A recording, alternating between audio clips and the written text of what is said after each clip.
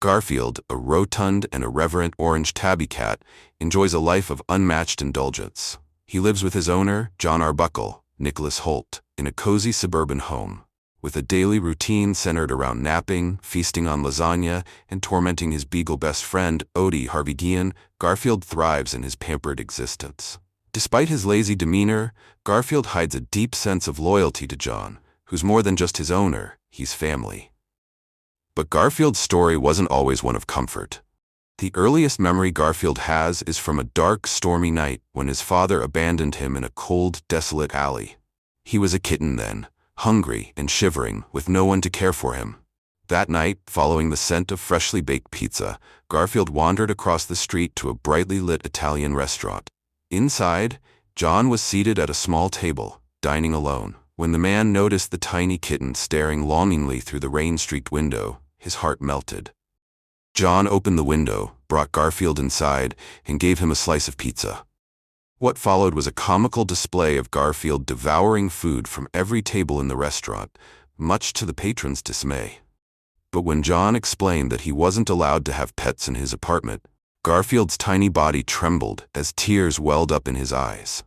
Unable to resist, John smuggled the kitten home, making a silent promise to protect him forever.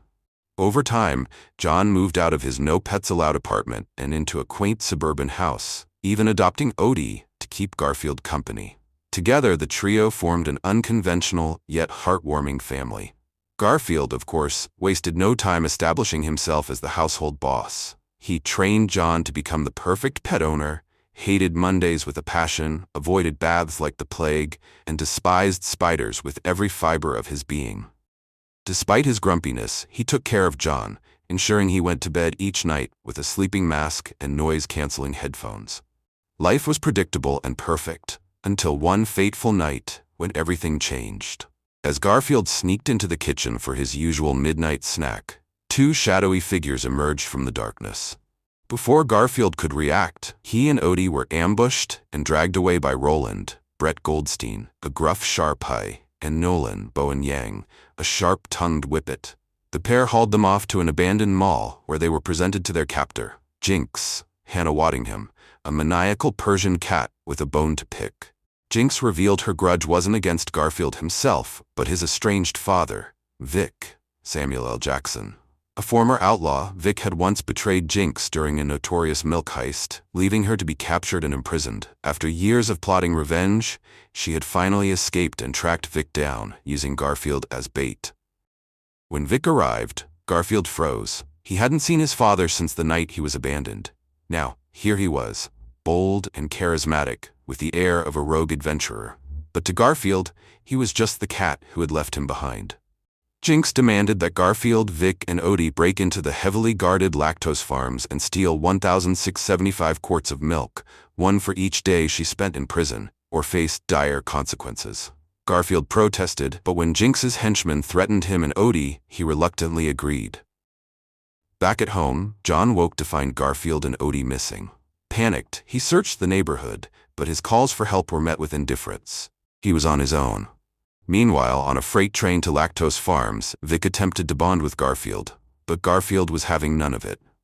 "I don't need you," he snapped, curling his tail in defiance. Vic chuckled, his voice tinged with regret. "You think I didn't care about you? You don't know the whole story."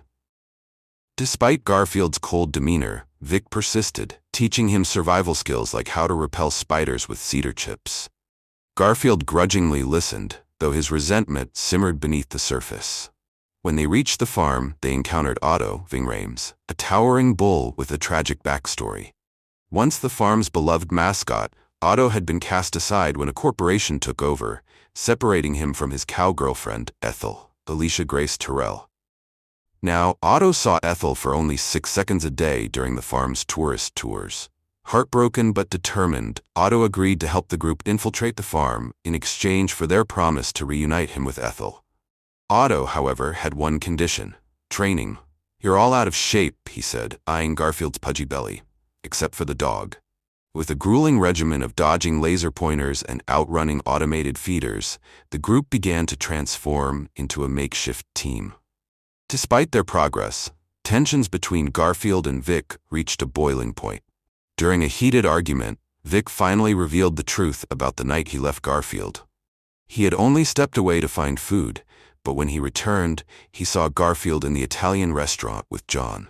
Watching John care for him, Vic realized Garfield would be better off with a loving owner and chose to let him go. For the first time, Garfield saw his father in a new light. You did it for me?"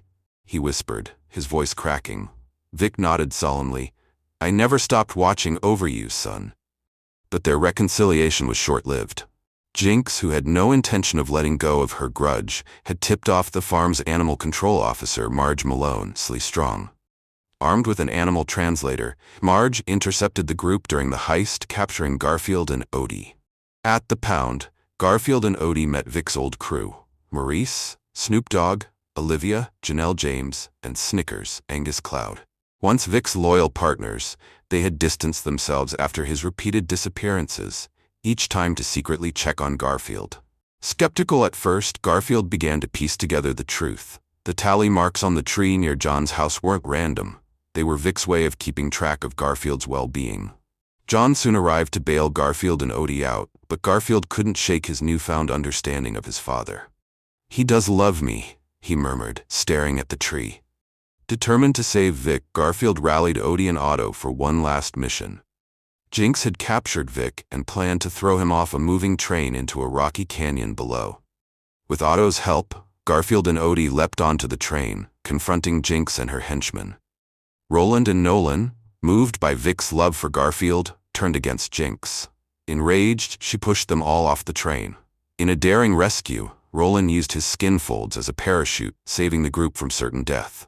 Otto swung a rope to catch them mid-air, landing them safely on a net set up by Odie. The group returned to Lactose Farms, delivering Jinx to Marge in exchange for Ethel's release. Otto and Ethel shared a tearful reunion, while Roland and Nolan began working as Marge's guard dogs. Back at John's house, Garfield and Vic finally reconciled. Vic moved in, officially becoming part of Garfield's life. As they sat together, Vic pointed to the tally marks on the tree and said, "You thought those were just scratches? Each one's a lasagna I watched you eat." Garfield's heart swelled. For the first time, he felt complete. "Well," he said with a smirk, "I hope you're ready to start adding some more."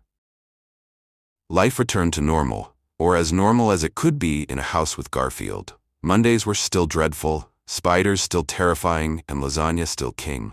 But now, Garfield knew he had a family that loved him, flaws and all. And maybe, just maybe, Mondays weren't so bad after all. Thanks for watching. See you in the next video.